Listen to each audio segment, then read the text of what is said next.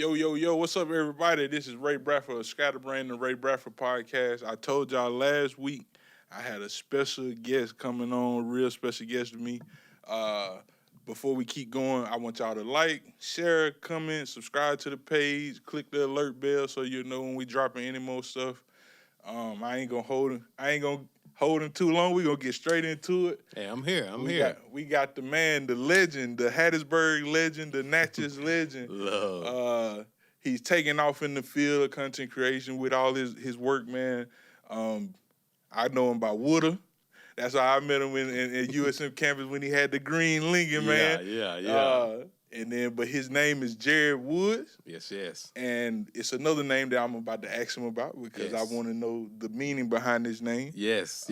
So how you doing, brother? Hey, I'm doing fantastic, man. I'm blessed to be here with you. You know what I'm saying? You're an old friend, still a current friend. You know what I'm saying? Folks be like, old friend, like it's a wrap. You know what I'm saying? But nah, I'm doing great, man. I'm blessed and highly favored, man. Okay, how your week been? I want to get make sure you've been good. Check in on you, man. Yeah, week's been good.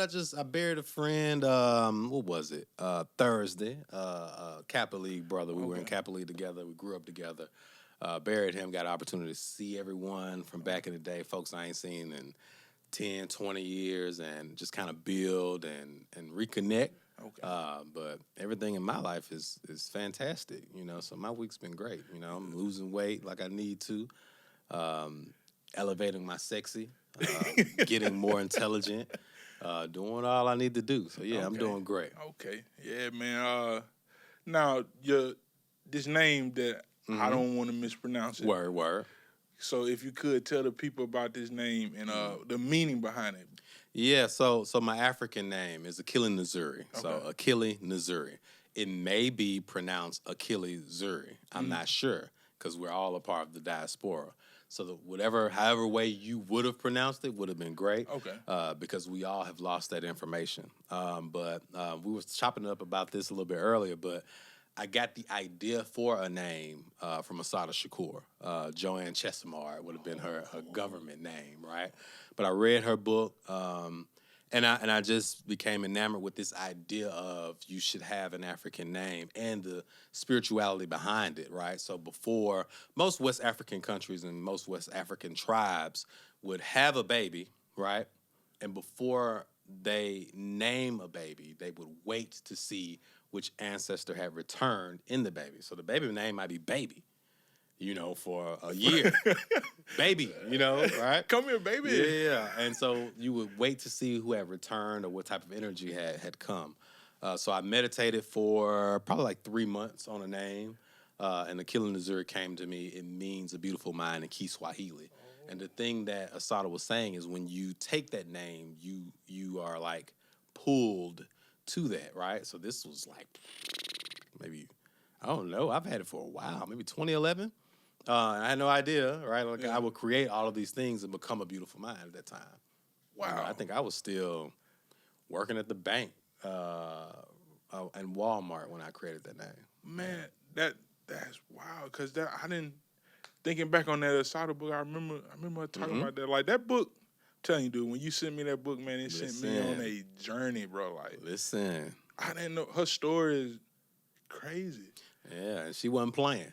Like, you know what I'm saying? With none of these folks. You know what I'm saying? That's the type of determination we have to have for our communities. You know what I'm saying? Like, you know, you have to not be playing with these folks because they are not playing with you. At all. And so, yeah, her journey from, you know, just kind of getting active and activating herself to join the Black Panthers, to join the Black Liberation Army, to getting arrested, to escaping prison, to now living in Cuba, hands off Asada, is amazing. You know what I'm saying? Because it just shows just how powerful will can be. Bro, like, I think what the story was, she's like went to sleep in the book. I'm trying to remember it for sure. She was like, she went to sleep and then... And she had the dream. She had the dream. And then like, she was like, she tells her mom about it. Yeah. Yo, this is pure will. Like, I'm getting out of here. I'm not going to be here for the rest of my life. Shout out to Killer Mike for your last record where you were talking about that. Yes. So let's keep going deep into it, man. I want to start with A Black Man Reading. Okay. The book, your book, I want to say it's not a club. Yeah, it's like a lifestyle. Lifestyle, yeah. Yeah. So, how has it been building a black man reading, man, from the ground up, man, to where it's at now to like it's taking you places where you interviewing Essence and all of these things, man? Yeah, it's been a beautiful thing. It's an ongoing thing, creating out of like your divine spark, right? So like if God created everything in 7 days, right? Well, 6 and rested on the 7th day. And you have that divine spark in you. You're not God itself, but you have a divine spark. So you might not be able to create in 7 days, but you can create massive things in 70 years, right? So you're promised essentially about 70 years, right? And so with that realization and this idea of speaking with the wind that brought you that I got from reading, right after reading Asada, is what kind of like sparked that, right? But then I also had the hip hop blog. So once I got rid of that, once I kind of like set that down, I know we'll probably get into that a little bit later. I was like, well, I want to build another community because I'm posting these books and folks ain't interacting with it. But I know that there are people out there that have this yearning for information and knowledge, right? Yeah. I just have to make the connection for them. That which you seek is also seeking you, right? And so, I just started building it in 2018, went right out to the back porch and took a shot, I believe, with Ego is the Enemy by Ryan Holiday with a cigar. And just after that, just started being open to everything that the universe has for me, right? So when I meditate, I have my hands open like this because I'm open to whatever the universe has for me. And so in 18, I was just posting books, but I got invited to like a round table event. I was like, oh, people want to talk to me? All I do is post books, right? So I do that, and I learn how to get on those panels, right? Then after that, I got approached about doing interviews. I was like, I ain't never interviewed nobody. You know what I mean? That's probably 2019. So I started doing that. Then I'm like, yo, I used to do Wooda Week, back when I was in college, where I just partied for a week straight for my birthday. Let's make something out of that, right? And so one thing just kind of leads to another, and it's just a beautiful thing to, like, see what you can kind of create across time. Okay. Word. What's what brings you the most joy out of a black man reading? The community. The community. I try to build a real organic community of folks who like know me as much as you can know somebody through a screen. Yeah. So the people, like meeting these folks out, and seeing them and talking with them and putting faces to the names. But one of the most important things to me is I taught for 7 years. I taught high school for 7 years. Yeah.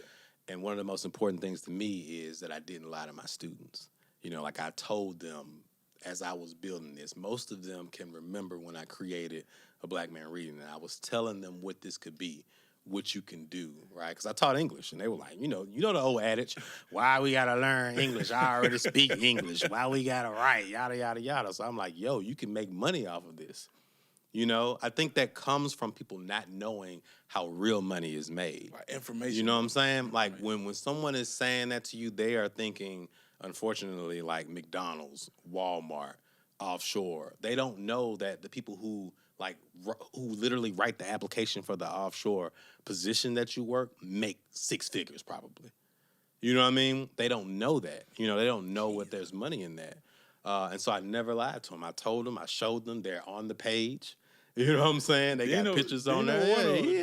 Dino was talking to me earlier. He said, man, he told me, like, yeah. So what I'm doing now, I'm going to be doing. Brick by brick, man. Brick by brick, and you have a wall. And so now, they can see the fruits of that type of labor. So that brings me the most joy. Man. Letting them know that when you set your mind to something, you can really do it. Like, did you have any, like, because as long as I've known you, like, you always kind of been like, I've never seen you in a position where, like, man, I'm going to quit that. Yeah. So did you have any obstacles that made you like, man, I don't want to do that. I'm going to move another way? Nah, I don't really think about quitting. I think, because your thoughts become things. You know what I mean? So if you think about quitting, you will. He who says he can't and he who says he can are both often right. You know what I'm saying? Like they are both often right. If I say I can't do that, then I probably can't. If I say I can, then I probably can. It's very simple. A lot of life is very simple like that. And folks complicate it. First by letting other people in on their dreams. Like I'm not talking about that whole, move in silence nonsense. Because what's for me can't nobody stop. True. So I don't hide my dreams. I put everything. If you follow me on the Black Man Reading, if you follow me on my personal page, I put all that stuff in my Insta stories. I show folks what I'm doing. Boom, boom, boom, boom, boom. Just to show them that you can do it too. That it doesn't happen overnight. So I don't really think about quitting. If I had to say, I don't know. If I had to say, maybe the biggest obstacle that you have to kind of like fight is time, Man. right? Like finding the time, right? Because we all get the same 24 hours. Gotta break. So that gauge, dog. yeah. You gotta like train yourself to think about. Okay, so for instance, like folks our age, right? Yeah. Like to think that at a certain age, like you're supposed to be old. You're supposed to get out of shape. You know what I'm saying? You're supposed to have a little pill box like grandmama had and say Monday, Tuesday, Wednesday. And that's just not true. Like Will Smith changes his body every other month. Denzel Smith changes his body every other month. Right? There's not a lot of difference between his gym and your gym. You just gotta make time. You just gotta make the time. These folks get up at like 4 a.m. You could too. You know what I mean? And so it's not much about, I don't think a lot about quitting as much as I think about like using our most important resource, time, correctly. Yeah. You know what I'm saying? Because like the kids, I don't want to say kids, but I feel, I sound old when I say kids, but the younger generation, like, I know a lot of them are always like, man, I can't do this or I can't. It's like, if you just tough it out, you'll do it. You'll do it. You may not be, huge up, but just do it. And because it always confused me to see people say, I can't do it, or I can't learn this, I can't figure this out. Like, if you just sit down and like, because like, I've been getting in the video editing and be like, man, it's tough. But like, as soon as I say I can't, it really happened. When you say that, I can't do this. And I'm like, I'm gonna figure it out. Watch. And I'll be like, Dino, look at it, I figured it out, Dino. They be like, I see you, OG. Yeah. But man, okay. With a Black Man Reading, because you got a nice stack of books here, man. Yes, sir. What's some books that like, I guess you would give people to check out right now? Right now? Oh, man, Ryan Holiday, everything that man writes is golden to me. Ego is the enemy. The obstacle is the way. Silence is silence is key. Trying to think of some other ones he got, but anything Ryan Holiday, go get it. Just this idea of ego as the enemy is just amazing to me, right? Like I've interviewed some pretty high profile folks, right? Yes, but sir. I'm still the same, right? It's still Wooda when I pull up, right? Yeah. So ego is the enemy because ego gets in the way of a lot of things that we actually want, right? And then the obstacle is the way is it's self-explanatory. Wherever you think that barrier is, then that's the way. The obstacle is the way. If you think you don't have time, you have to make it. You know what I'm saying? If you think it's difficult, then it's probably worth it. The obstacle is the way. Anything by Toni Morrison, what is it? Paradise. Let's see, Beloved. Song of Solomon, that's fiction, right? So you read the nonfiction, ego is the enemy, obstacle is the way, because that informs the way you understand your fiction.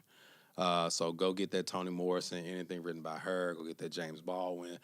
These are some contemporary folks that I have here, Jamila Minix. Let's see who else I got. Oh, you would love that Rick Rubin book right there.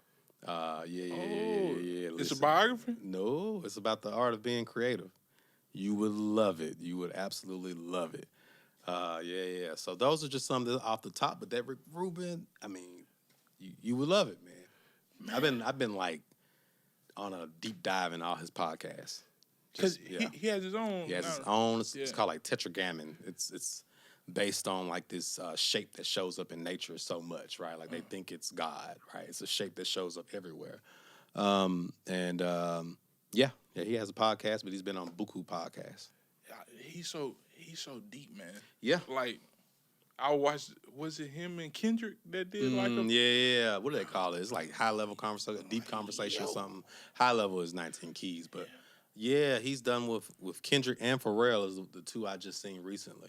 like, dude, this is, man, It's brilliant, man. He's done the 10,000 hours, man. Bro, why does this keep going on? It happens to me all the time, man. I be like, leave it in, man. It's real. It's life, you know. Yeah, man, the Rick Rubin. See, that bring me to before we segue into the blog era of Wooda. What's like some futures?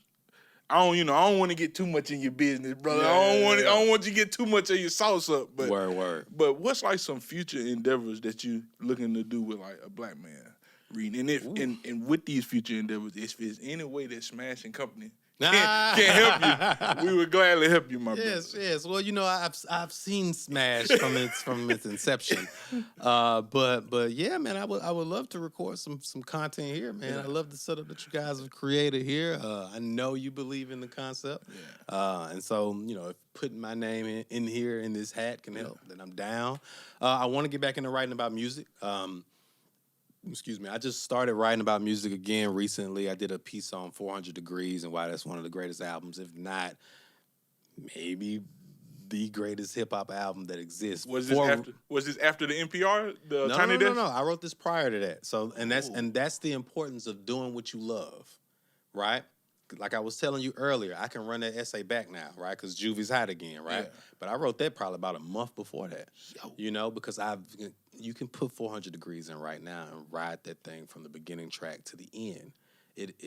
There's nothing on there that's flawed. And a lot of folks don't create albums like that anymore, right? All. And a lot of folks don't have songs like those songs that are classics. I mean, you got Back That Ass Up, the greatest love song ever created. I play that every weekend, bro. Like, where you can say like 4 to 5 generations of people know that bass line.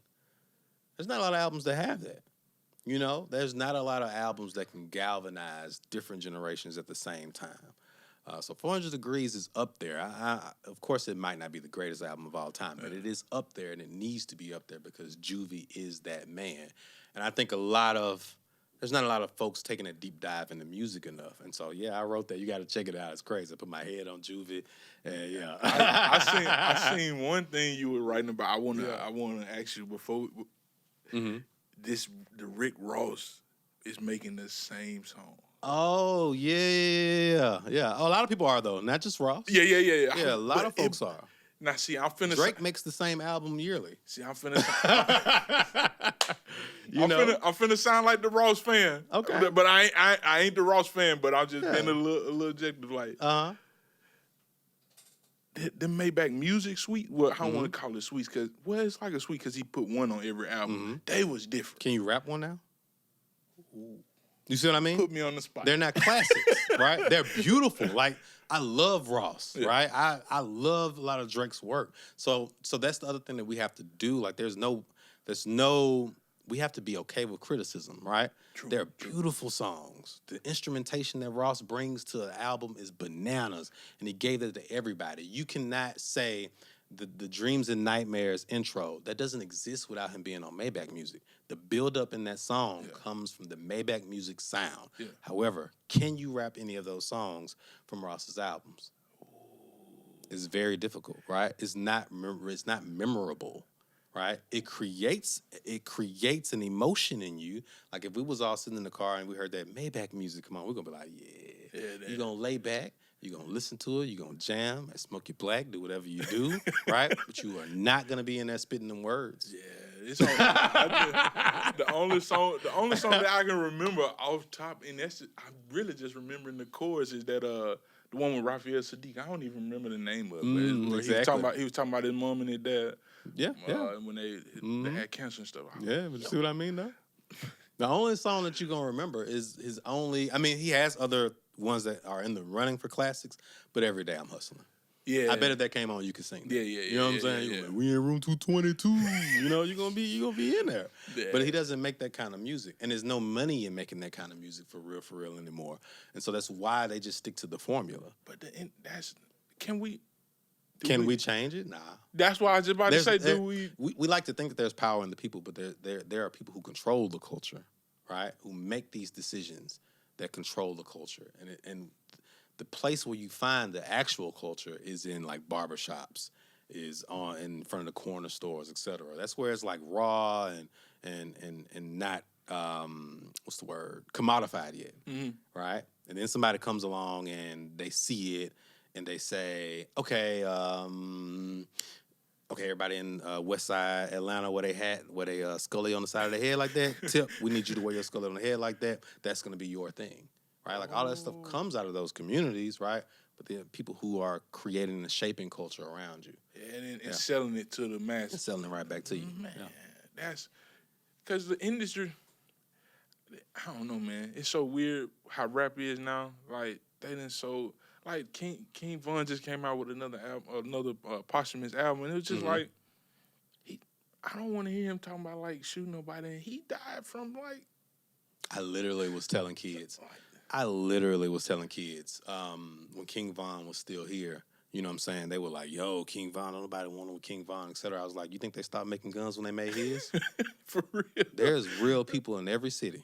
Every city, bro. Every the country is of cities. There are real people in every city who don't get that. You know, you believe in the legend because that's what people are selling you, a legend, right? Because if they get shot just like you, they bleed just like you.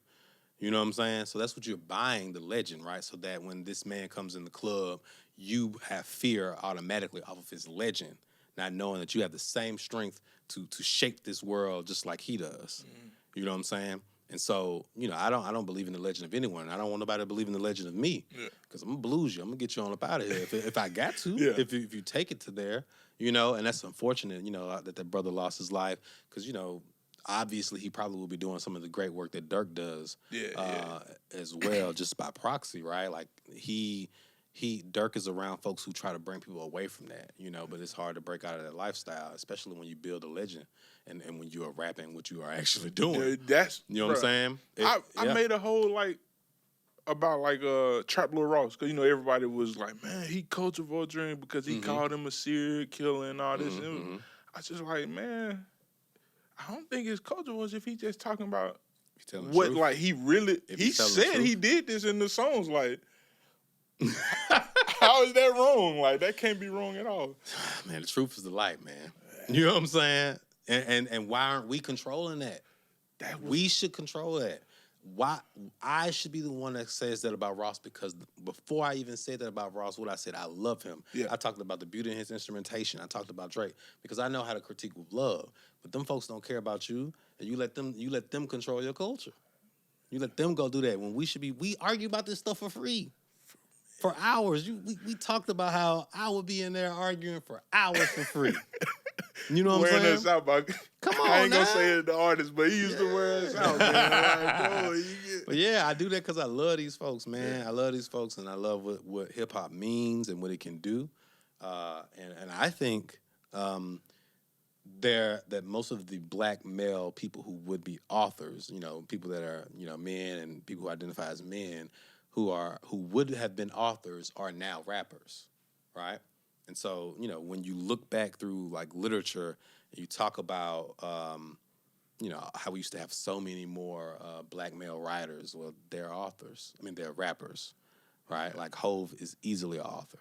Yeah, they just put all this, bro. It's so wild. The Book of Hove, yeah. Literally the week they put his stuff up last week, I was at the museum the week before. Like, yo, man, I missed out on this, man. You know, listen, Hove is the GOAT, man. Like, so and this is where the GOAT thing gets diluted, right? Like, you have people who are arguing about who the GOAT is when he has literally just put the Book of Hove up there in Brooklyn. You know what I'm saying? GOAT means greatest of all time. Who has done something like that? And when I tell you that museum is huge. Yes. Who has done something like that? You know what I'm saying? That's what a GOAT is. Now, you can say that people are like legends, people are doing great things, but this man has, I don't know how many like platinum albums. To Remember Butterfly one day. It's a classic. It'll it's be a something classic like that. album, but it's one. Hove has like 16. You get what I'm saying? And that's where you got to start drawing the line when you're talking about like this stuff, right? Like, I love Wayne. Son got 3 classic albums, right? And we're talking about GOAT debate. Now he's the GOAT of mixtapes, easily. Easy. What we talking about? Like the game of hip hop. He got 3 albums. Like, there's so many other people that got 3 good albums, right? You can argue that Carter 4 is one. So now he got 4 albums. Ooh, when there are people who have 10. who were making platinum albums at the same time he was making those. And we just forget. You know, like I have said that if you put albums beside albums, you low-key could say that Tip has a better discography than Wayne. You could easily say that. You see what I'm saying? So we need to be specific when we're talking about greatest mixtape artists of all time. Easily, hands down, nobody touching them. You know what I'm saying? Nobody. Yeah, because when they that's the talk when they talk about the verses between. They say, can he put the mixtape? Because Yeah, he needs them. He needs them. You cannot do that needs with them. them albums. Yeah, he needs them. They play Lollipop on there right now. You can be like, ugh. Turn this off. Turn man. this off. Turn this off, man. He play them, and I love Fireman. him, man. He play Listen. Fireman. It's like Listen, I love that don't him. hit the same as it did when I was like, you know, When Tip play, what you know about that? out of here. When he played 24s, ASAP. Rubber Band Man. You know what I'm saying? All that's out of here, bro. You know, like we got to be, and it takes nothing from him. Like Wayne can be your GOAT, but if you're gonna talk music, we have to talk like the whole shebang. You know what I'm saying? You have to be able to do all of that. That's more. That's what we need to start. Like, we need to clarify. Like, he's mine. Yeah, My GOAT. I can't argue with that. Like, not over because it's very broad when we say he the GOAT. Like, bro, like most people don't will think say like stuff that. like, you know, this is early on, right? People will say like NBA Youngboy was the GOAT, right? Like 5 years ago. Son, no one even knew who Son was outside of the Bible Belt. You know what I'm saying? Like, so he's your GOAT, but the rest of the world hasn't caught on yet. You know what I'm saying? And you know, people down here feel like Boosie is the GOAT. Is the GOAT. You know what I'm saying? Nah. Like you can love him. You know what I'm saying? Like listen, I know why folks don't like Jay. You know what I'm saying? I get it. But GOAT means greatest of all time. So if you're not gonna be talking about statistics, album sales, et cetera, then But you know. he don't have like the most sales though, do he? All of his albums are platinum. I thought It's over time, right? Oh, so time. What you'll see people create similar to like what people do with NBA, right? Like when they say stuff like the narrative that Jordan didn't play anybody, right?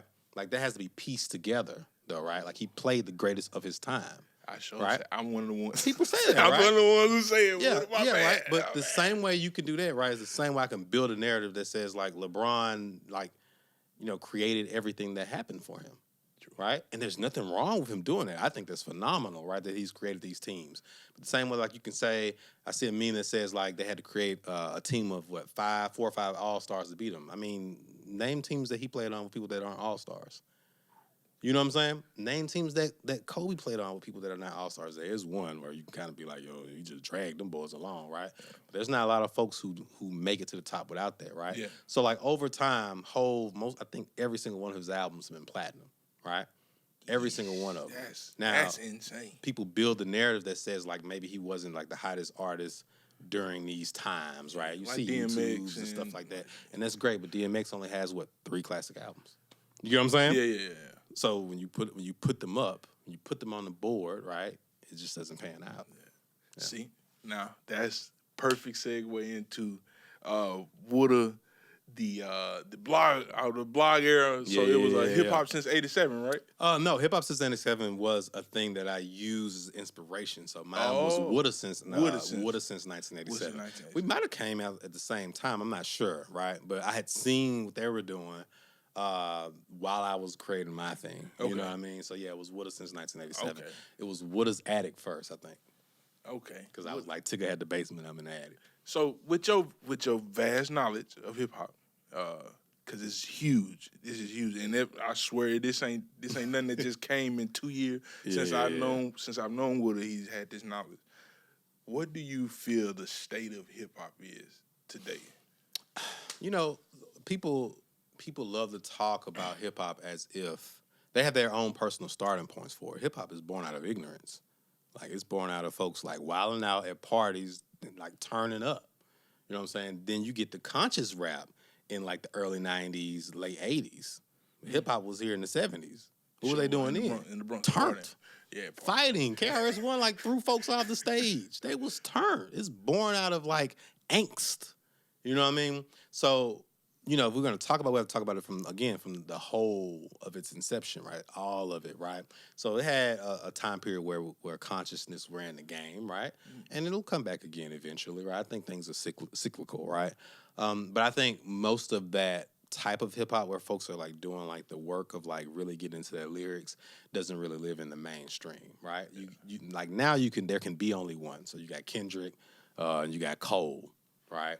And they kind of formed this triumvirate with Big Sean, Drake, and Wale used to kind of be in there, right? Yeah, I hate Wale ain't around as much as he used to. Wale made some poor. I think Wale made some poor choices in where he decided to, sign with Maybach Music, because I think what kind of dilutes him to a certain degree because of the type of music that was coming out of Maybach Music and the type of music he was creating. It wasn't really rocking, right? And they weren't really focused on him as much, right? But he was there, and he still creates beautiful music. Yeah. Like timeless, beautiful music. I'm like classics. Yeah. That Lotus Flower, So I think, all that stuff. I think hip hop is in a good space, man. You got the same way you can say you got NBA YoungBoy, who I think has an opportunity to be one of the greatest of all time from the South, from Baton Rouge, because easily surpass Boosie if he doesn't do the exact same thing that has Boosie looking like. On the internet every other day, which is where he's kind of headed, right? You see flashes of him, like trying to grow out of that. But I think even now, his core base is moving outside of him, which is unfortunate. But I think he has an opportunity to do some amazing stuff. But the same way you can say you have him, you have La Russell. You know what I'm saying? So you got folks that are doing both things. It just depends on where people's attention is. So we need more folks doing the work of bringing attention to these other people who make similar music to like Cole and Kendrick, but in their own way, right? Like, because Kendrick and J. Cole don't make the same music, but if you put it under the same umbrella of like lyrical lyricist, right? Then you gotta say that they make kind of similar music, right? Yeah. And La Russell does that same work. So you got folks that are doing that work. It's just where our attention lies. And because there are no shows like they used to be, like Rap City, I mentioned there, 106, TRL, right? There's no need for them to be as creative as folks used to be because kids aren't watching videos like that. They're watching YouTube, and all you need is some of those guns, some of those prop guns, and a whole bunch of fake money. And a beef. And a beef. Sell it good, right, and art imitates life. So a lot of times that stuff bleeds over into the streets, unfortunately. Hip hop is so weird now. Well, I don't want to say now, but like it's just weird to see everybody has to have a beef or like a clique or something. Like, bro, just rap. Yeah. But the streets are like that right now. Right? Like everybody has to have an op. Right? Like everybody has to have a beef, right? With someone, somewhere, right?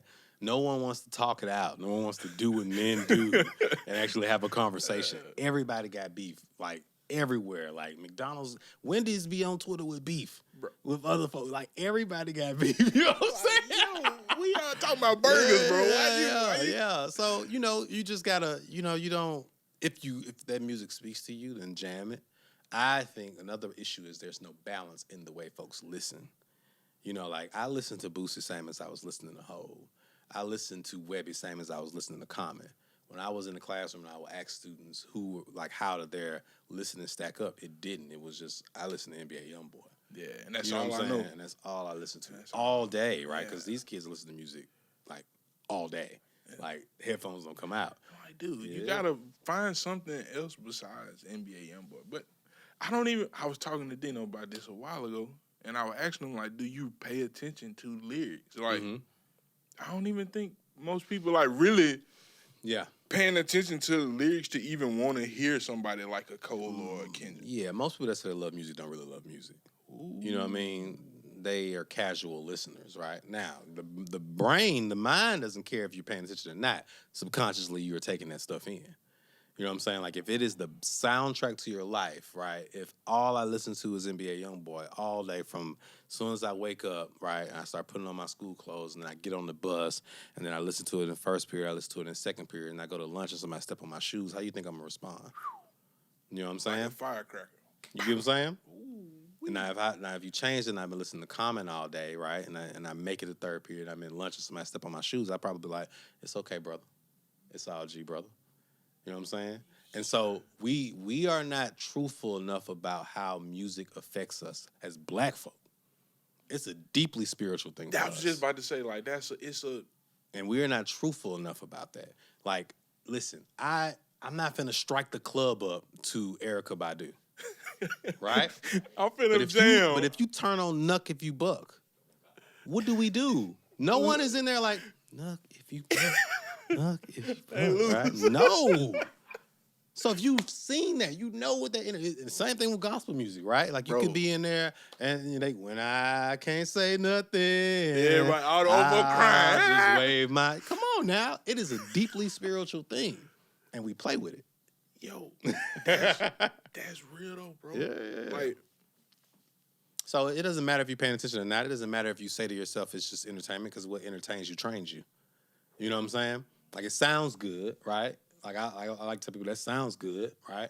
But I've been listening, like I said, I've been listening to LaRussell. I listen to him pretty much all day. What do? Like I was telling you earlier.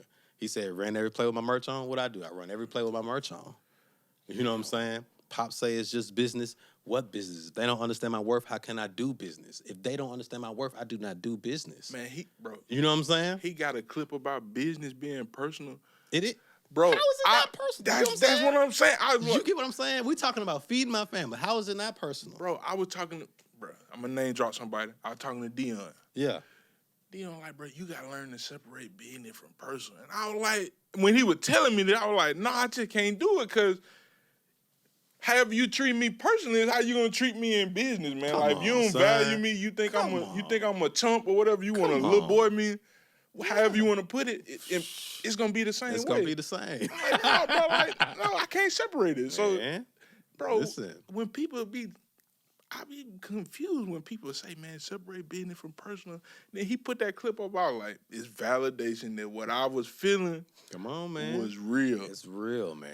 It's real, man. People tell you that so they can play you, man. It's not business. I mean, it's just business. They done laid you off. It's just business.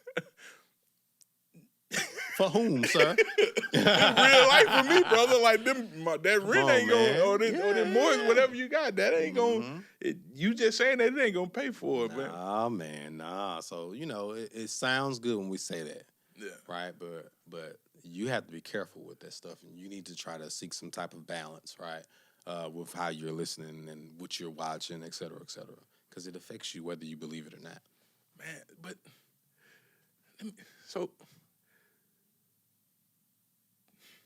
But when you young, like, can you blame young people for like just music that like move them? I think I was always I was always like, I've been into all type of music since I was little. I've been listening to gospel, I've been listening to jazz, all this stuff since I was young. But it's like all my friends weren't the same way. They were listening to Gucci Mane, they were listening to Boosie or Gotti. And especially at the time we were listening to this stuff, all they were talking about was dealing drugs and stuff like that. But I didn't never see looking back on it, I didn't never see the positive side of whatever they were listening to. Once I'm thinking about it. But do we blame the kids or do we blame our generation that's over the kids now? Like, hey, you should also be listening to this.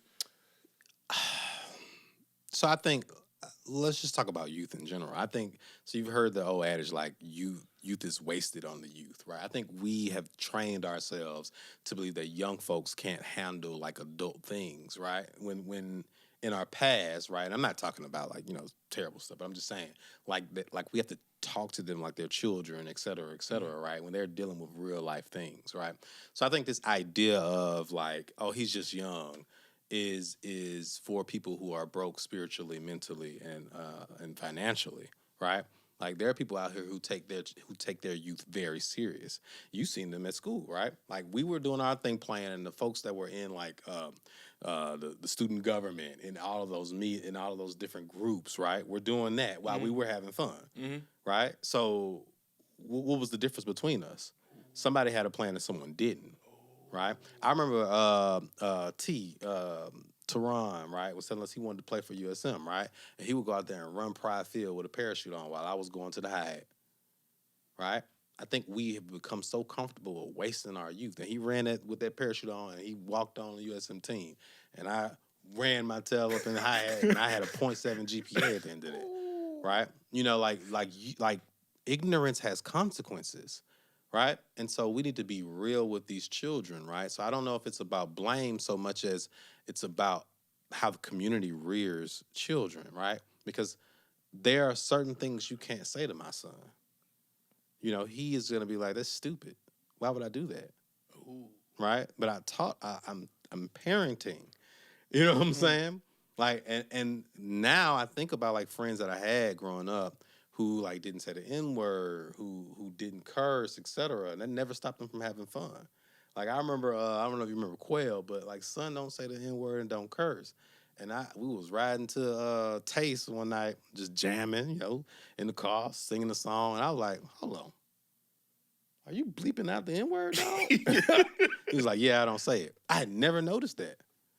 So, like, having respect for yourself does not stop you from having fun. Yeah, true. And we don't like think that, I think. You know, so I don't know. I think we don't teach kids the value of variety. You know what I mean? And so that's what I would kind of say. So yeah, you can listen to Young Boy, right? But you should, you know, also give Kendrick a try. And you might not like Kendrick, but you might like Calibrate, right? Like there are so many folks out there creating music that's readily available for them. Man, for real. Like this an album that I want to get your opinion on this album because I think it's the best album of the. I don't know if you've seen my reel about this, but I think this the best album of the year so far. You talking about Killer Mike? Killer Mike, bro. Yeah. Like it's because I don't want to phrase this as like it's a problem with the culture, but it gotta be something that an album that good don't get the notoriety that it should. Like Kendrick, that off the To Pimp a Butterfly, when he was saying, if you really miss lyricism, I'm quoting it, kind of paraphrasing it. Like if you really miss lyricism, Killer Mike could be platinum. So it's like, why? Again, he spoke the truth that this album didn't go platinum. It probably will over time. Yeah. I don't know. So, you know, folks don't like that type of music because it makes them look themselves in the mirror too. You know what I mean? Like you know, a lot of so music is spiritual, right? And it's also about like introspection, right? And so that's why you low key can't blame the kids. Like if I said, if the streets look like that and you got your kid in the street, then of course that's what they're gonna be listening to. You know what I'm saying? Like because that's what's speaking to them. You know, and so you have to make other things speak to them. So with Killer Mike, man, that's he calls it a generational like album, right? Like it's one of his magnum opuses. He got other ones in them, right? And what he's been doing with Run the Jewels is bananas on the underground scene. they're huge. Yeah, they're huge, you know. So I think it'll reach folks who it needs to reach, but Killer Mike's album is amazing. It utilizes gospel. It's utilizing ancient African spiritual systems. It's utilizing the streets, his upbringing. It's talking about everything. It's all there. Do you know on High and Holy? This is something that I couldn't decipher. I was just like, what is she speaking? Yeah, it's probably Yoruba. Oh, yeah. Probably from the Ifa religion. They have a huge community down there in Atlanta. He's really cool. Her name is Beretta Scott King. She's so dope on Instagram. That's her name. Go follow her. She's like a high priestess, or I'll just say a priest because I'm not sure of her title. But they're really tight, and there's a big community of that. It's an ancient African spiritual system from, I want to say, comes out of Nigeria, but like you'll see it up and down that coast. But that's what I would say she's speaking. Like, dude, that whole album is, I don't know, man. It's so great, man. Like the song High and Holy. I caught myself listening to that one day like 30 times straight. Yeah. Like, why am I listening to this song? Scientists and engineers a lot. The song he has with Mozzie and the choir in the background. Oh yeah, with Lena Bird singing. Lena Bird, Mozzie, gospel singer. I forgot the name of it, but that song, and then the song with Fabo. Something for junkies, bro. Yeah, I don't. Why this song so good, man? Like Fabo, I was telling people like, man, I know we know Fabo for like Laffy Taffy and like and screaming Barbara on Tatted Up. Mhm. Like, dude, he's really like giving a good message on this song. Yeah. So what Fable taps into is gospel, right? Like that's screaming that's a wail, and so that's what he's evoking in you, right? Is that ancient thing? Like gospel music predates Christianity in the black community, right? Because that comes out of the fields. Yeah. Right? The work songs. That comes out of the fields, right? That Yeah. is before they said that we were good enough for Christianity, because for a long time they didn't even want us having that. Because if you had a soul and you couldn't be enslaved, right? So if you do the study of slavery in America, for a long time we were not worthy of Christianity. There's an idea that like they immediately gave it to us as soon as we got here, and that is simply not true. Right? Because if we had that, then that would be proof that we have a soul, and then they couldn't have enslaved us, right? Wow. So before that it predates before we were deemed worthy enough to even have it, right? Now they did utilize it to control, right? But gospel music predates that, and it is more connected, right, to ancient spiritual systems that come from Africa, right? So that's why it feels different, right? Like if I go into little Susie Carmichael's church, and they're like, you feel nothing. That has nothing for what you, got right? going, man? That has nothing for you, right? But like there are times when you've been to a good church, right, and the preacher doesn't even preach because the choir did the work. Yeah, the music took you. The music took you, right? Ooh. There's some churches where the choir is at odds with the preacher, right? Right? Like where the choir and them are not presenting the same message. You know what I mean? And so, that's what Fable is tapping into. So when Fable is wailing on that song, right? And the song is about treating these junkies with respect because everybody got the same stuff. Bruh. That's real. Bruh. You can't beat that. That's real. It's timeless. It's everywhere. You'll remember it forever. You don't get that off of Maybach. Because I'm just saying. Because everybody grew up. I'm sure, man. You can remember a junkie. I can. It's like 5 right now. I don't want to name it blow up this spot, but it's like 5 that I grew up with. I can remember, and I think about them. And it's like, bro, they really were like just good people who had a bad circumstance at one time, and it's just. We don't tap in enough as people and like, man, this song's so true. Let me treat. Yeah. Think about what he's saying.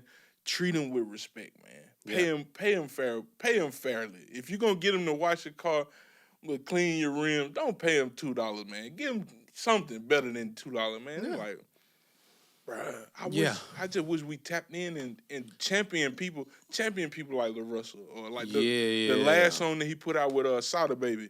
Mm-hmm. Was that who it is? Well, he brings those folks to the backyard. You know what I'm saying? And the beauty of him, the beauty of the work that Killer Mike is doing, and the beauty of what Lil Russell is doing is that it can't be commodified because they have principles, right? And so to tap back in, gospel music is one of the only places that white people cannot infiltrate, right? Because a lot of gospel music is done through spirit. Yeah. A lot of musicians learn to play through ear. Yeah. They don't go to class. Right?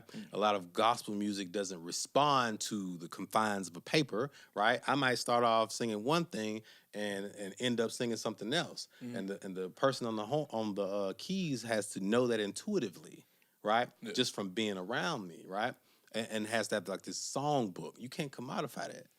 You could try, right? But it won't be the same. They trying hard, man. Like it won't be the same. You can't have it. Stellar Awards and all these awards, they trying. Yeah. But man, the true essence of it, you can't commodify it. It lives in the church, right? It lives in the homes, right? They can create a product, but it will never have that same feel. Man, this is a sidetrack, but it just popped this up in my mind when we talking about church. 'Cause I used to ask you all the time, like, man, is that something that like black people believe in, like church to Christianity and stuff, man? It just. Again, the Asada book took me on like this, I used to talk to my mama about it, Larissa, so she was like, boy, you done gone crazy. Guys, like, this stuff ain't real, man. Like, what we doing? But I learned about something, it kind of set in me and made me realize that, okay, we may be, we may be on to something. Like, you ever heard of Coptic Christianity? Is that those folks where the Christianity is kind of like tied to ancient Africa? Yes. Yeah, yeah. Yes. Mm-hmm. Yeah, Because it's like Mark, I may be saying the wrong apostle or the wrong, but it's Mark went in Africa before Paul had went into like Europe and stuff. And I was like, that was one of the things that was like, okay, so it maybe we knew a little something about Christianity before. Yeah, well, I think a lot of that is rooted into this idea that they use it to control us again, right? Which, if we want to be quite frank, we don't sit here free right now without the black church. Right. Right. True. Like, all of that comes out of the black church. It comes out of the ministries of the black church, right? Your Martin Luther King, et cetera, et cetera. Malcolm might not have been a preacher, but he was a member of the NOI, and his father was a preacher, right? So the spirit of black resistance lives with the black church. And part of the reason, right, and I am by no means a super Christian, but part of the reason we have a lot of these problems right now is because the church cannot keep up, right? The church cannot keep up. It is not creating ministries that kind of speaks to these people who need it, right? Because ministries are nothing but small institutions. You got the marriage ministry. Right. You got the single man ministry. Right? You could have a civic ministry. You can have a political ministry. You can have all these ministries. You can have a GoFundMe ministry where we put money in and it just literally helps folks, right? So we have to get that out there first and give it its props for what it has done for us, right? Now, sure, yeah, you can find, the Coptic Christianity, right? And there's a reason that it worked so smoothly because, for one, it kind of keeps you from getting beat so bad, right? When you are enslaved. But also we had things that look like that already, whether that is Coptic Christianity or the Yoruba Ifa religion, right? Like, or even ancient Kemetic science, right? Where same way you have 12 disciples, you got 12 gods. The same way Jesus was born on 25th, you got Heru, right? And so these stories have been kind of around. So I think that the main thing that you have to kind of just focus on is whatever just kind of speaks to your spirit, and whatever like helps you. So I've read the Bible, I've read the Quran, I've read the Bhagavad Gita, I've read the Dead Sea Scrolls, I've read all of that stuff. And a lot of them are saying the same things. And so folks just need to be okay with using something to corral their spirit and balance themselves out. That's been my biggest.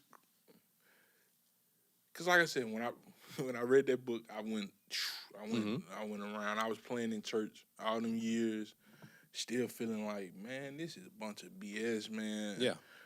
And then it's just, the more I learned, like, I finished my degree last year in May.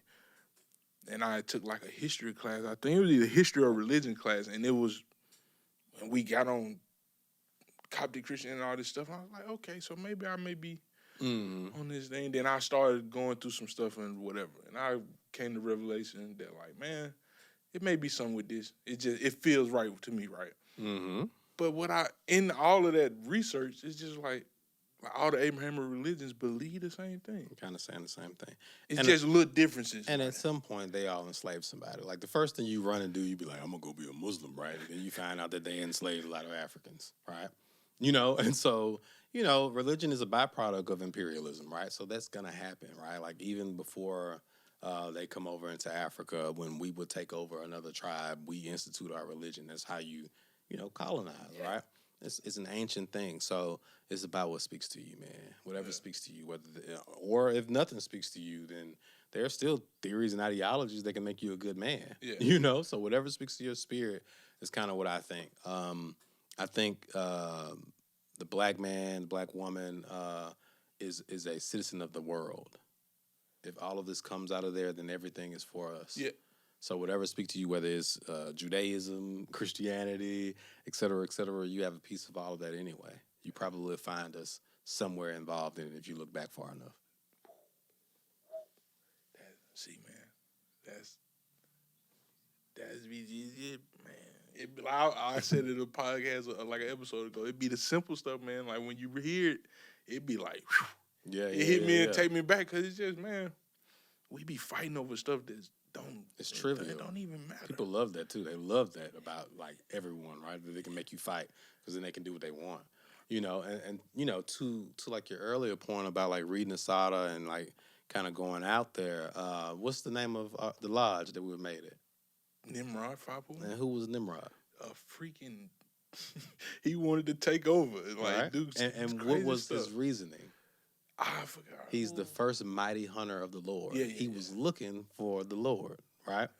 For various reasons, but he's a mighty hunter of the Lord. You have to seek what you are looking for, right?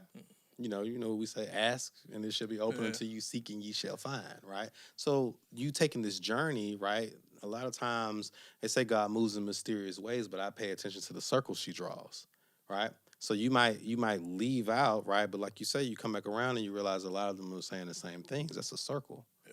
You know what I mean? And so, yeah, I mean, you have to seek that. Yeah. You know, so you get raised up in things, and you go out as a man, and you go and you seek what speaks to you. Right? But a lot of times you just come right back around. Man, that's crazy, dude. Shout out to Nimrod. Yeah. Good segue, boy. You good at this. You segue this for me. I'm doing a little He something. segue this for me here, man. Speaking that, we are both. If it wasn't for you, I want to thank you. By the way, if it wasn't for you, I don't know if I would have been able to get back in and finish my process. For all the OGs probably gonna look at it like, oh, he a quitter. You know, I quit one time. Oh man! But through the good graces of Wooda, they allowed me to come back. So I want to thank you. Love. But we both initiated and raised, initiated, passed, and raised through Nimrod Lodge number 501 in District 15 down there in Mississippi, man, Hattiesburg, Mississippi.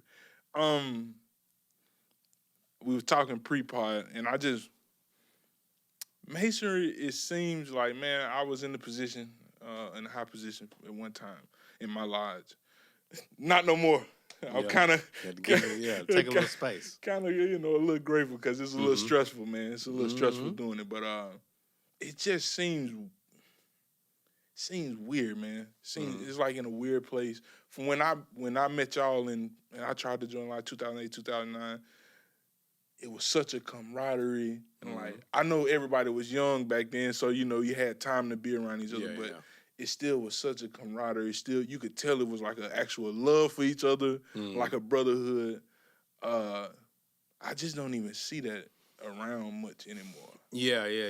I think that's a problem in a lot of fraternities and institutions in general. Similar, like I said, with the church, right? I don't know. I think generations above us didn't do a good enough job of telling us how to maintain things. You know what I mean?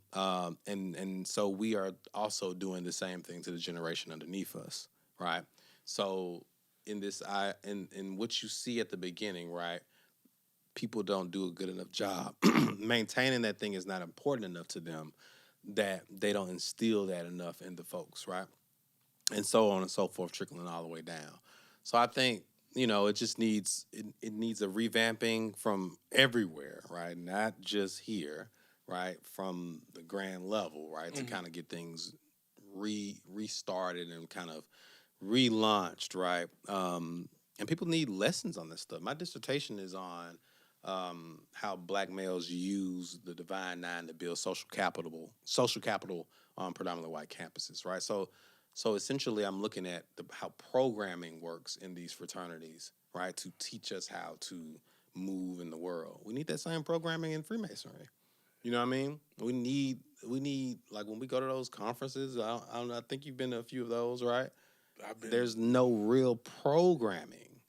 It's like a dog and pony show, right? But there's not a room where you go to learn how to be the president of the lodge, right? Yeah. There's not a room where you go to learn how to be the secretary of the lodge. Yeah. You have to train folks, right? It's just get in the seat and figure it out. Yeah, it has to be, and it has to be at the top and at the local level.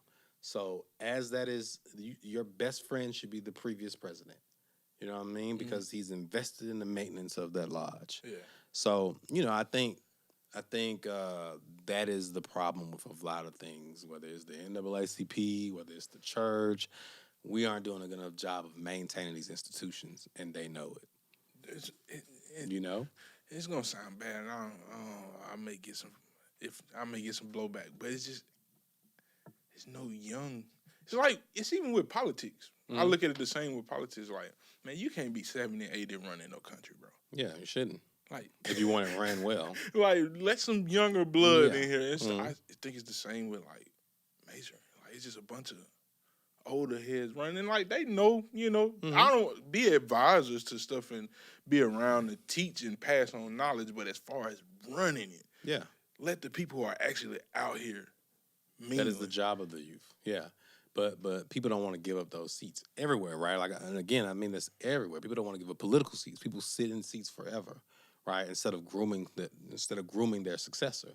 So I think that's a big part of the issue, right? So, when you look at the state of our beautiful system of morality, veiled in allegory and illustrated through symbols, when you look at the state of that, you know what I mean? Then you can see that it just needs some folks to kind of get in there and show it, right? And I think you need more stand-up gentlemen inside of these organizations who show you what it is supposed to look like, right? Like me saying that, right? Yeah. Like, people who are in the organization know, like, I know my stuff, right? So when you see it, it's like, wow, right? That's recruiting. You might say we don't recruit, but you do. You recruit, like, wherever you are, there you are, right? No matter where you go, you are who you are, right? So, when I used to bring folks into Freemasonry, and when I bring people into, Kappa Alpha Psi fraternity, the fraternity is so nice that they named it twice. I tell them that you don't want to be someone who calls someone to get a ticket removed, et cetera, et cetera. You want to be the type of person who has that power innately, who can give that to someone else, right? Those are where the movers and shakers are. The folks who I don't need you to remove no ticket for me. You know what I'm saying? Yeah. Right, that you come into that organization with the intent on leaning on it. Yep. You know what I mean? Pulling instead of pouring into it, you pulling out of it. You pull off of it. So, and every organization has those types of members, and every organization has those other members. We could go, I would say Texas, because most organizations in Texas run circles around like other places in the nation. You probably can go over there and see Freemasonry working beautifully, like statewide, you know what I mean? But it has something to do with the spirit and ideology that's kind of perpetuated down. So yeah.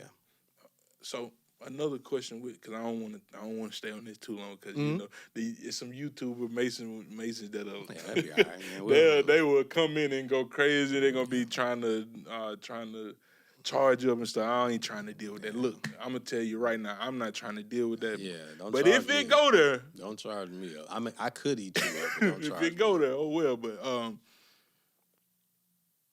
as far as like, man, because I don't want to say black liberation. Cause I'm pro-black, but like I'm not like, I don't want to sound like I'm just fighting every day. So I don't want to say it like that. But then like, Masonry play a big role? Absolutely. All of that played a huge role in it. Yeah. So I was asking somebody like, why don't we still, when it comes to, we're not political people. Like people, I mean, let's be honest, people, right? We go in there and we look at the thing, we'll be like, Johnson, Jenkins, Robanowski. Jenkins sound black. I'm going to check that one. Right? We don't know what that stuff, we don't know what these, like from old to young. We all are not political people. When you read Asada, when you read the book there by Santi, they are political people. Like your grandmother, your grandfather was a political people. They read the newspaper every day. Right? We have to be engaged in the art of being political, because everything is political. We can try and say, oh, I don't vote, well, yada, yada, yada. It's all a trap, yada, yada, yada, right? And that does not stop politics from affecting you. Yeah. That does not stop you from driving out there and running through a pothole if your mayor is not engaged in fixing the potholes in your city. Yo. You know what I'm saying? That does not stop you from getting a what do they call it, a thing that Congress gave us, but everybody say Trump gave it to us. The stimulus. Yeah, that doesn't stop you from getting a stimulus check. Like even that, we don't even know that doesn't come directly from Trump, right? You can go. I can walk out this door right now and find me somebody that said, we need Trump back. He gave us a stimulus package. For real. He gave us two of them things. He gave us two of them. But don't you know, if you had somebody that was actually liberal in that office, you probably would have got way more money. Wow. You know what I mean? If Congress looked like you probably got way more money. Because the businesses did. The people that look like him got way more money. Way more. You know what I mean? Charlemagne just posted a clip that was like $200 We'd be so happy with our scraps. We'd be so pleased with our scraps. And the beautiful thing of that for them is they know we're going to blow it. Quick. It doesn't matter what you got. It don't matter if you got the PPP loan, they broke already. There's a thing on Facebook right now, everybody talking about, my chime is jumping, chime in. I don't care if you go get that or not because I know you're going to be broke. Ooh. There is no reason why folks who got that PPP money should not be still financially stable. But they can count on us to blow through that money. They can count on you to blow through your income tax money. They can count on you to run a scam and be broke, to be looking for another one. You know what I'm saying? And so, I just think we have to be political people because the politics is about the discussion of resources. So it sounds cute when you say I don't vote, right? That just means that you don't know how your resources are allocated and parceled out to you. You know what I mean? Because a lot of folks who say that are people who need those resources. You'll never hear me say that, and I don't need it.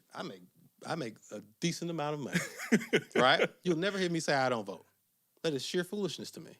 Yeah, because even if it can't help you, it help the people that look like you. And it is the discussion of resources. Yeah. It is very simple. We would like it to be some conspiracy. A lot of people that are conspiracy theorists did not do well in school.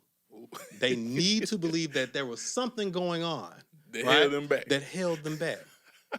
Now, there are conspiracies, but think of, you can go on TikTok right now and it's going to be a brother coming up out of a box talking about, see, what I need to tell you about the white man. Why are you, if you know all the secrets, why are you doing so terrible? Why are you in this box? Why didn't you just come out of that box? I know what a $300 apartment looks like, brother. Ooh. You know what I'm saying? And this is not on like stunting for folks, but it's a lot of this stuff is very simple. You know what I mean? And so we have to be political people. We have to be in the discussion of how much you're going to get in the stimulus check. We have to be involved in the discussion of reparations. We have to be involved in the discussion. We should be at every school board meeting, right? You know what I'm saying? Like, we have to be political people. We have to actually care, and I don't know how we got here, but we think not caring is cool. You know what I mean? Man, that's cool. And so that's what I mean. Like, there's no reason you should see folks saying that Ja Morant it's cool for him to like do that with a gun because I used to do that. That means we were stupid a long time ago. In 1995. We didn't correct the problem in 95, so it's okay if it shows up in 2023. That is not okay. Yeah. We need to, and sure, people can make mistakes, but we need to really be having the real discussion of why so much of our masculinity is tied to guns. And so much of our masculinity is tied to things that are outside of us and not what's within us. You know what I mean? That's the discussion we need to be having around there. Yeah, love to that brother. I hope he doesn't make the mistake again, right? But we are not actually talking about the problem if we can say that so-and-so did this in 95 and we're still doing it in 23. I think that is a red flag, like the kids were saying a little while ago. That is a red flag. If we were still having the same discussions that we were having in 1995 and 2023, that is a problem. That is a sign. I saw somebody on the internet talking about, let me tell you the difference between motion and progress, right? You seen that? Because everybody got motion, right? Yeah. It's the appearance of movement. But ain't nobody But everybody's actually moving, right? They're not actually progressing towards their goals. So and where does that come from? Comes from the music. Because everybody, I'm really having motion. I'm really appearing like I'm doing well. But I'm really doing bad. I'm really doing poorly. I put a lot of money in looking like I have motion, right? You know what I'm saying? I put a lot of money into this. I'm really crying out for help on the low. It's like LaRussell said. He was like, tell them why you really... Yeah, that last video. Ooh, wee. Tell them how you lost and you feel it in your soul. I ain't gonna lie, I felt that. Come on, man. I said, this podcast we're not having honest conversations, dog. You know what I'm saying? And where should we not have those if not with the youth? They are our most prized possession. Why would I lie to them and tell them that it's okay for you to be a fool when I know it's folks right at the other school down the road that got $100,000 in scholarships already? Why would I tell you, it's okay for you to be a fool? But over there, it's not. We in the same city. They expect a certain standard. We in the same city with folks who look vastly different, like less than 15 miles away. That's insanity. See, so that's another question I wanted to ask you about mentoring. Because you're a mentor now. Mm-hmm. You're a mentor. Is it important for us as black men should we seek someone to mentor, or should because it's always the same. I've heard sayings like, well, man, the mentor don't seek to mentor nobody. The mentee is always the one who seeks. That sound cute. But it's like, it's people out here who really lost. Mm-hmm. And like need somebody to get them some type of, it may be 10 seconds of advice. Everybody should be mentoring. We don't even, so we would argue that conversation, right? While white people are mentoring, like everybody, white men, white women, white trans women, white trans men, they're all mentoring someone while we're busy arguing about whether or not the mentor seeks or is sought. You see what I'm saying? Like that is not the argument, right? I don't care who you are. You should be pouring into someone and someone should be pouring into you, and you should be sharing drinks with someone on the level. You know what I'm saying? Like, or why are you even here? Wow. You know what I'm saying? Like that is my greatest blessing that I taught the same kids for 4 years. Right? Like that is my greatest blessing. If all I did was good for those kids, then surely goodness and mercy shall follow me all the days of my life. Ooh. Surely, if when they call me, they know I'm coming, surely they speak well on my name. Yeah. You'll never hear them say anything crazy about me, right? And people would give me grief about that when I was at the school. Oh, you let them do anything, et cetera, et cetera. If 2 kids get away with doing something bad and I heal 100, do you think I give a darn about them 2 who was gonna be lost anyway? Not at all. Do you think they tricking me? You think I don't know they finna go to the store and get some chips? No, what I do? Here go 5. Let me get some chips too. Because they gonna go anyway. But since I gave them that 5, they gonna come back here. If you do all that extra, they gonna go to that store and they gonna stay there to the end of the day. We have to have honest conversations about this stuff. You should be mentoring someone. Someone should be mentoring you. And they don't even have to be in the same physical vicinity of you. I have learned so much from folks on the internet, but most people get on the internet and look up foolishness.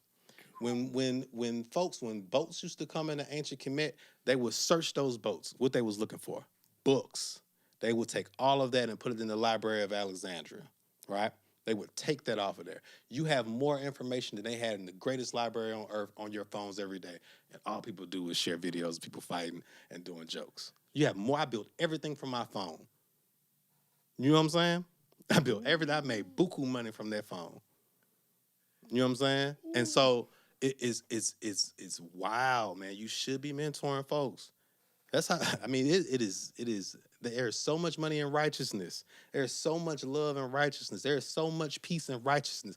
I can go to most any store in this city and them kids gonna let me stand there because they know I love them. It's not a question. Yeah. They know I love them. We call each other what? Brothers and sisters. They know it. This is a family thing. We don't do that here. You know what I'm saying? And so that begets love. And you have to, and as a mentor, you have to know when you have to let folks kind of like grow on and hope that the lessons that you gave them works, right? Like I would never pull up to some of my kids who I know hold like high-ranking things and high-ranking positions in gangs and try to little boy them. Yeah, because they gonna. That's foolishness. Yeah, they gonna. Why would I even do that when I know that's important to them? I know when they went to go join. I know that's important to them. So why would I do that? A lot of people let ego get in the way of that mentoring. But ego is the enemy, like I told you at the beginning of this with Ryan Holiday, right? It's about love and pouring into them folks. So when I see them, I pull up, I show love, et cetera, et cetera. I ask them how they doing. You know, they reach out to me directly. But mentoring is a blessing. And we think of it as a waste of time. Yeah.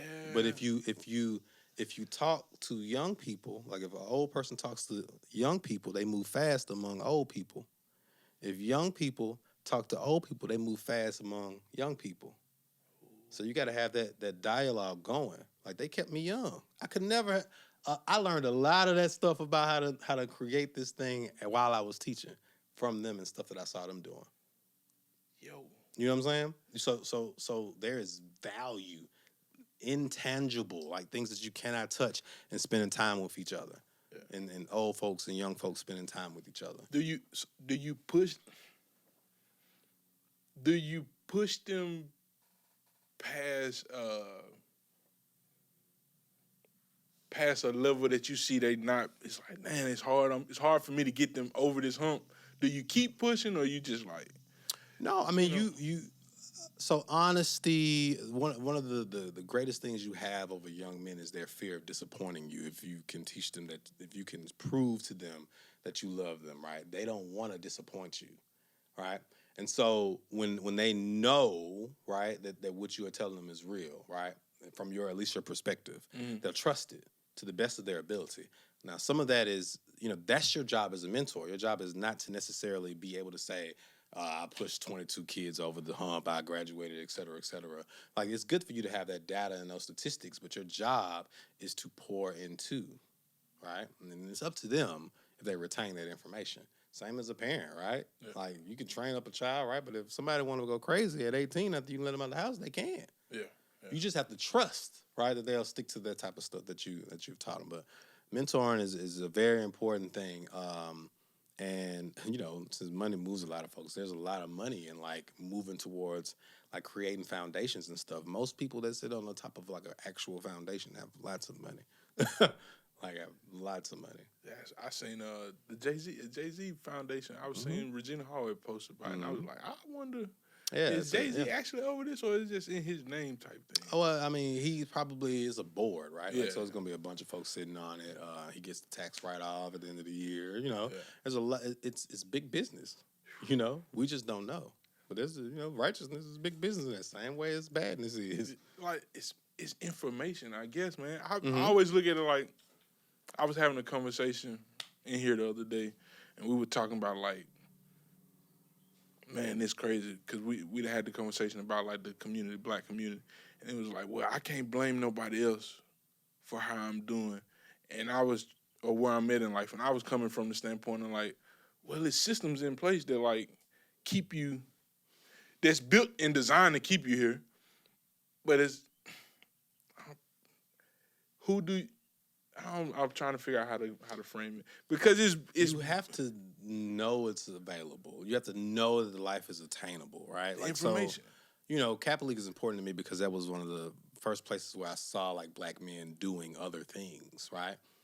So you have to know that is available, right? But then you also have to, like, you have to have, like, touch points throughout time, right? So, for instance, like, reading is my thing. I've been reading since I was 3, right? So there's nothing that can happen to you that someone hasn't written about it. We've been writing for thousands of years, right? But if you do not read well, you will not write well. And if you do not write well, you do not think well. And if you don't think well, someone else will do the thinking for you, right? Because your mind is not even set up to do thinking, right? And so if you don't think well, someone else will do the thinking for you. They have buku folks to do that for you. So they can count on you not to read. They can count on you not to seek this information, like you said, because of the systems, right? They can count on you, and then we maintain the systems because we're within it. You see somebody reading, I can't tell you how many times folks told me, oh, man, here you go with a book. I can't tell you, where did that come from? When we would die to read at one point. Like, when did we get so proud to be ignorant? You know what I mean? Dude. Like, just because I have those books don't mean I won't punch you in your face. You know what I'm saying? If I have to, right? But, but and the only reason I say that is because those are the only things that people, like, value. Yeah. Like, their ability to inflict violence on each other. You know what I mean?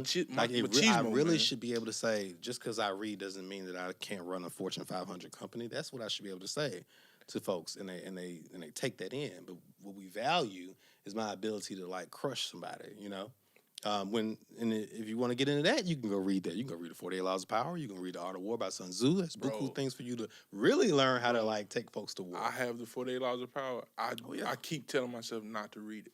Yeah. Because I just, I don't want to be able to control people like that. So you're just going to be controlled? Dude. Hey, man. But it's like, bro, I'm reading on some research on that. Like, yeah, they banned this in prisons. Like, because prisoners were reading this and, like, taking over prison. Yeah. Like, oh, man, I don't. With stuff like that, you have to just kind of trust into your own personal moral compass. Like, I read that book tons of times. I don't, like, actively seek to control people. You know what I mean? Yeah. So you just have to kind of trust your moral compass. And a lot of that stuff is based on like these traditions and ideas that we tell each other. Like if you were in the house with your mother, right? Like, and you brought the Quran and you set it on her table, she might be like, "Oh my God, get that out of here." Or if you let the Bible fall on the ground, like folks would treat that with the same type of energy that someone who, if you drop their gang's flag on the ground, they'd be like, "Oh my God, pick that Bible up." They ready to fight. It's just a book. You know what I mean? It's literally just a book. It only has the power that you give it, right? And of course you can respect it, right? But you don't have to wild out because the baby knocked the Bible on the floor, or you ain't got to crash out because a 6-year-old dropped your flag. Yeah. Use your discernment. You know what I mean? True. Yeah. True. I wanna speak on this before we get out of here. Okay. Man, like I said, I knew you for a while. I hate to keep repeating this for people, but I have known since about 08, 09. And to see where you are now is so, I don't want to say wow, because you've been this person since I knew you. Like, and it's just crazy that the world get to see it now. But like, how is it being on the opposite side now of just listening to like a Jeezy and then getting to interview Jeezy at Essence, or like doing interviews with Charlamagne, or like these huge names, or La Russell? How does it, like, is it the thing like, I always knew I was gonna do this, or like this don't surprise me, or is it like, man, I'm shocked every time this happens? Yeah, I think, so again, like to the point of like stuff that you tell your kids, right, and the way that you rear your children. My mama told me I was going to change the world so much that I started believing it, right? Like that was like a thing that she told me, right?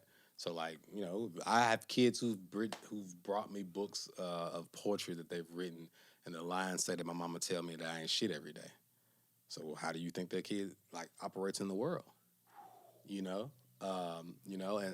so that matters a lot to me. I learned how to read at 3, and I maintained that because I knew it was important. I maintained like intelligence in general because I knew it was important to make my mama proud. You know what I'm saying? Because kids perform for people that they love.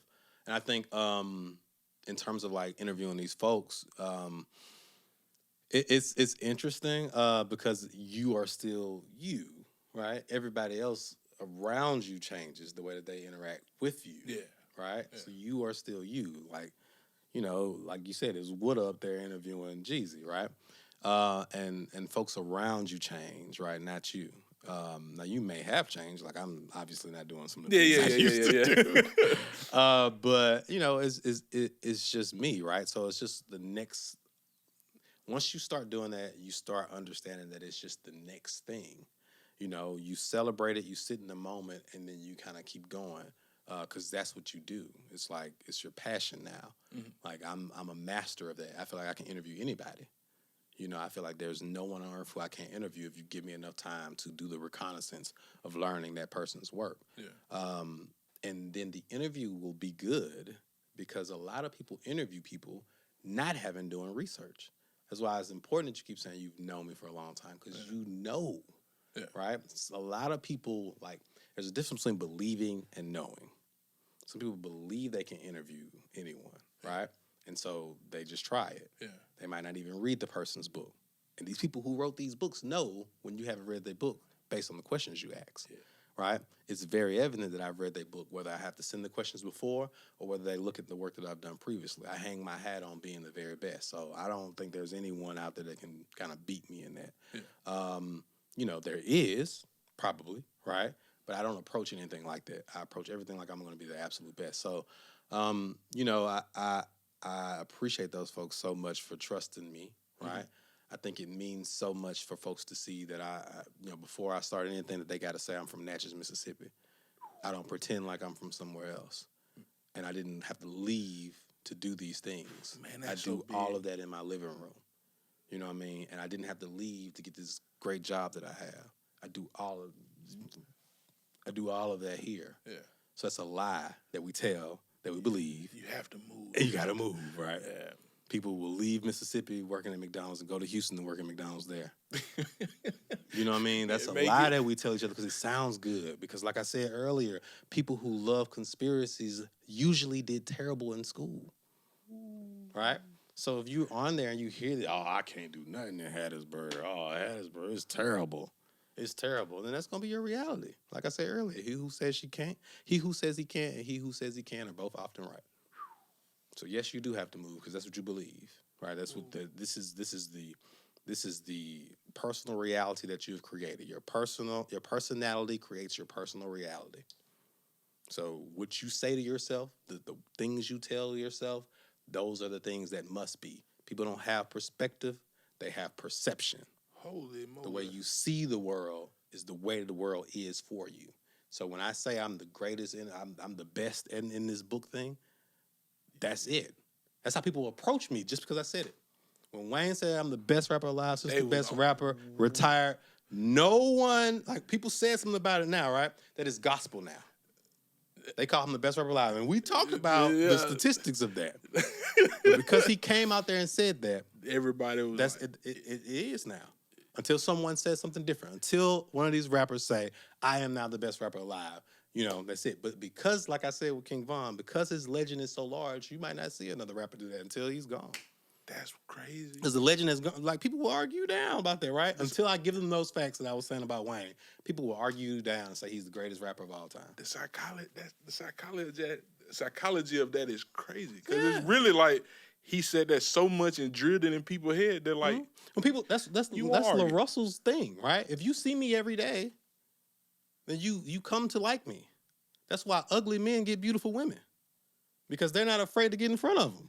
The more you see someone, the more you are familiar with them. If all the beautiful women, if all the most beautiful women in the world was stuck in here with us for 5 to 10 years, who they gonna talk to? Us. We started to become very appealing to them. You know what I'm saying? And so La Russell's ideology is that if I do a post every day for 365 days, I gave myself 365 chances to blow. He said, and some days I do 7.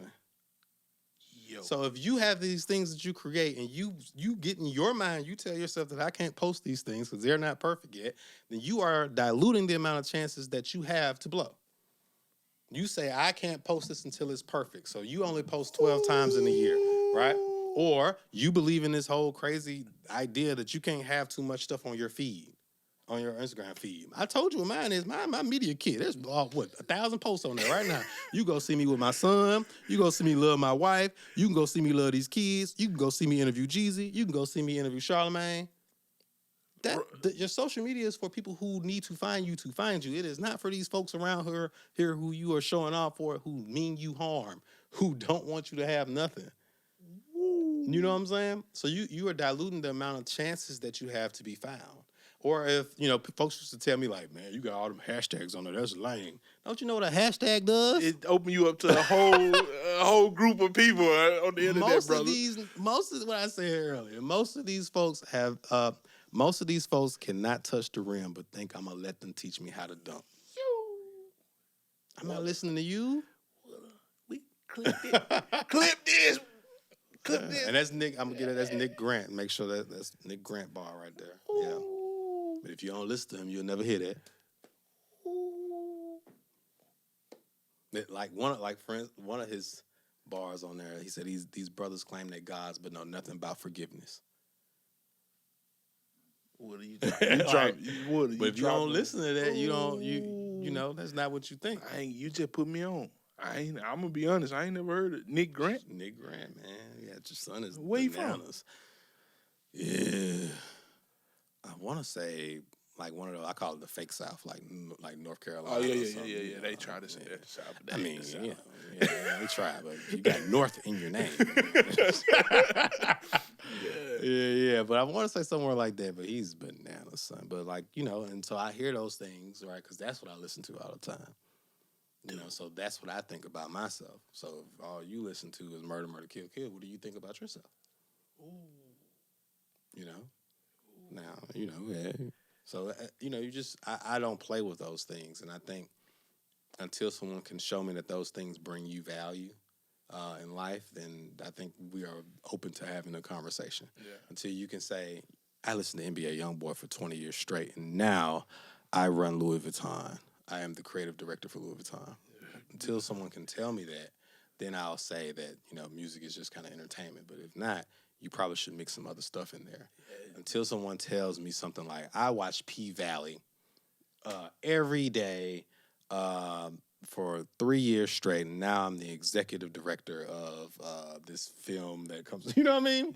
You had to be studying the cinematography. That's the only way. A lot of folks aren't really doing it. They just want to be able to have the conversation. Yeah. That's fine, because everybody don't want to be great. Everybody doesn't want to like make the best out of their life, right? So like when I was in the pandemic and I was talking about investing.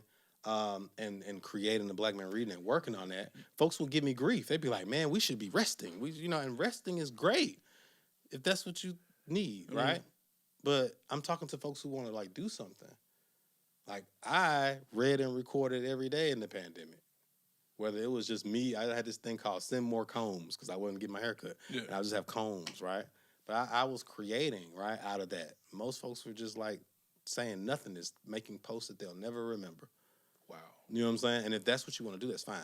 If you like your job, you like where you are in your station in life, and you just want to relax, that's fine. Relax. I'm not even talking to you. I didn't say folks who relax, come read me say how we should be making usage of this time. But don't give me grief when I made so much money in the pandemic because I used that time. You know what I mean? When I come out on the other end of that better, don't give me grief. I try to tell you the same thing. Man. But I don't think I was talking to who was on the pod? I can't remember. But I think most people in life are settling. Yeah, I think most people in life, they don't want to chase a dream or something that they have that could possibly make their life better. Yeah. But, well, I think humans have come to love comfort so much. Like now I try to only eat once a day, right? Because that's just not how our bodies were built for us to be eating so much. That's something that corporations sold us, and over time we started believing in it, right? Like breakfast, go do the research of where breakfast comes from, right? Like that wasn't even a thing. But food companies were like doing bad, and so they like planned to create breakfast, like and sell that to Americans so that they could like boost the meat industry. God doggone Wooda. You know what I'm saying? Even diamonds aren't rare, right? But the diamond companies wanted to figure out a way that they could sell these things you could find everywhere, right? So they started like saying you need to give your girl a diamond. They put that value in your head. It didn't exist. It's just a rock. You know what I'm saying? They had to create that. So there's a lot like that. Go Google planned obsolescence. Like the way that they started building things that automatically shut down after a year and a half. So that because capitalism needs that. You have to make profit yearly. So how do you do that without business is the study of people? And business runs politics. So that's why we have to be political people. You know what I mean?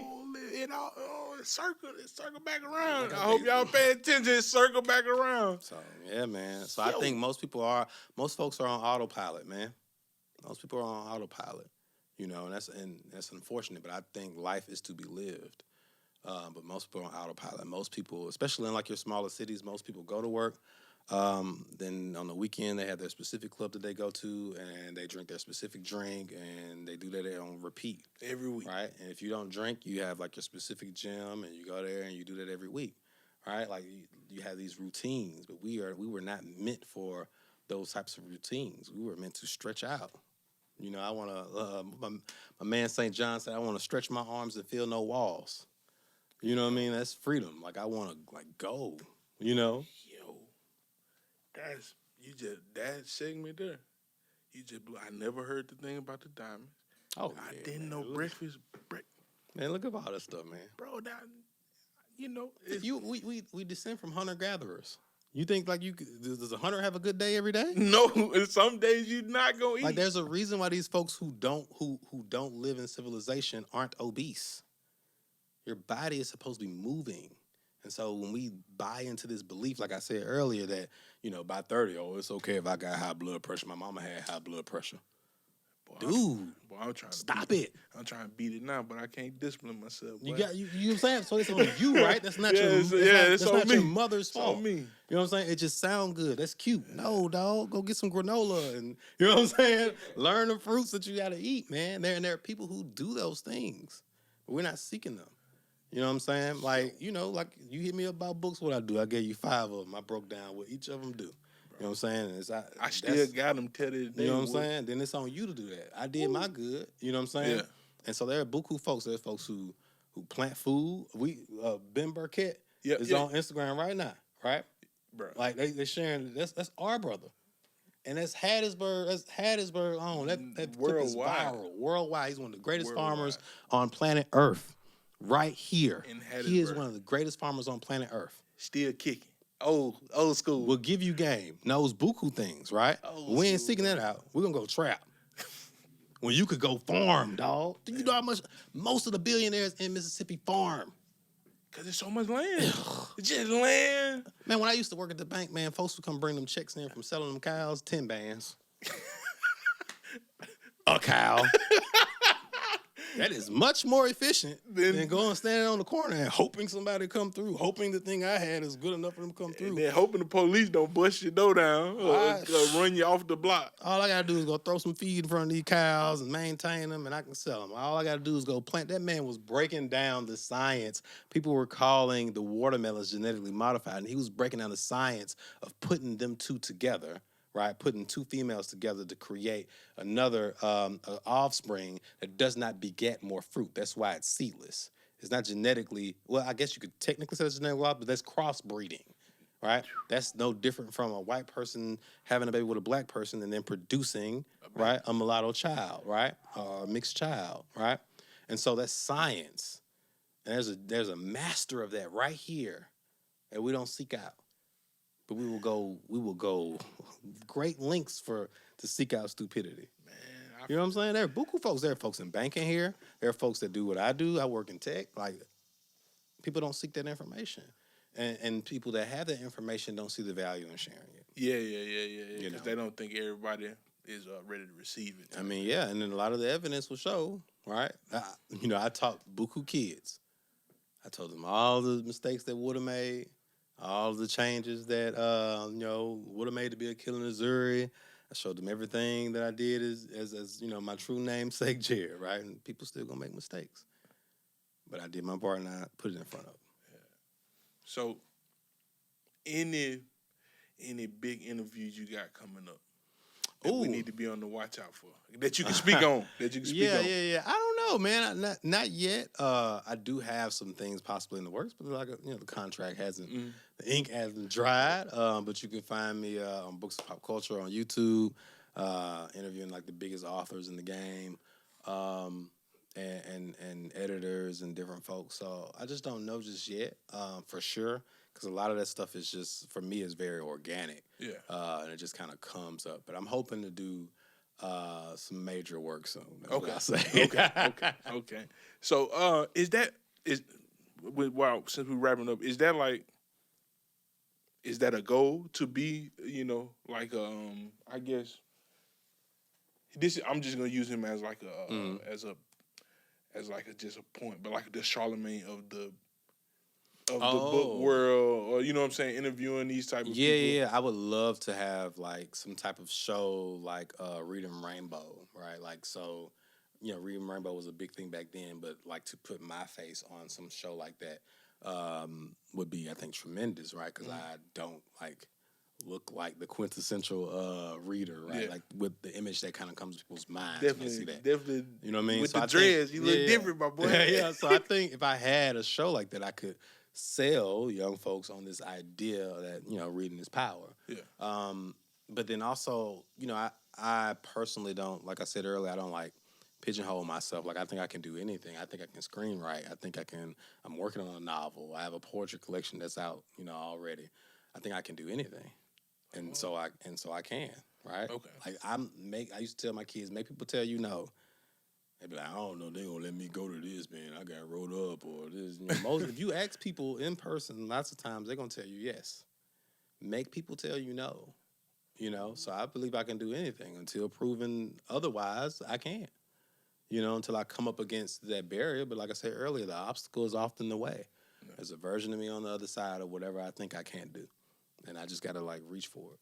So, yeah, I mean, I think I can do anything. I think I can interview anybody. I'm really interested in, writing and creating that type of art.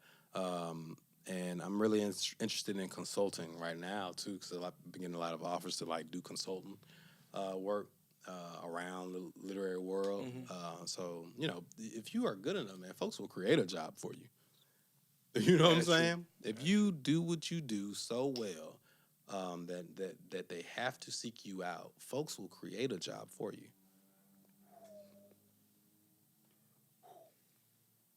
The game has been dropped today. For real, for real. I pray that y'all watch this episode. I told y'all last week now when I had a very special guest coming on, and he didn't have to prove himself, but he proved me right. I'm glad to know that I was right, that he was going to come on here and do what he did. I knew it. Give it up for Jerid Woods. Love. Man, before we get out of here, give them all your socials, your websites, wherever they can find you at. This your camera. Okay. You want to go in on it. All right. So you can find me at A Black Man Reading, literally A Black Man Reading, on Instagram, on Threads. On Twitter, it's Black Man Reading because they couldn't, get the whole thing. On TikTok, it's A Black Man Reading. So, and then I got ablackmanreading.com. You can also find my work at Books or Pop Culture on all platforms. And on YouTube, we've interviewed some of everybody on that podcast. Go check that out. I do a newsletter where I write. Like I said, I wrote about why 400 Degrees is one of the greatest albums of all time. That's on our newsletter, The Days. Let's see. I mean, you can find me here on my podcast with my boy Ray. I mean, you can find me everywhere, but always just Google A Black Man Reading. Ain't it nice to be Googleable? It's nice. Yeah, to be Googleable. A Black Man Reading. Google that, and you'll find me. Bet, man. Again, that's been another episode of Scatterbrain, the Ray Bradford podcast. Before we get out here, just in case you didn't watch this and you didn't do what I asked you to do at the beginning, like, share, subscribe, comment, hit the alert bell. I want to thank everybody. I know I told y'all a new song will be out by my birthday. I lied. Yeah. Give me about 2 weeks. I got to get the cover art done. That's it, man. I got to get the cover art done. But song will be out. We bringing dancing back. Not none of this Laffy Taffy dance. I favor my boy. But we bringing back 70s. We bringing back Prince. Okay. You're a Prince fan, so you may like this song. Prince fan. Yes, you may like this song. So it'll be out in like 2 weeks. Again, thank y'all. Like I always say, tell your mama, your daddy, your grandmama, your granddaddy, your uncle, your niece, your nephew, your auntie, everybody in the family. Grab on them, hug them, tell them you love them. Peace out. Y'all be safe. Love.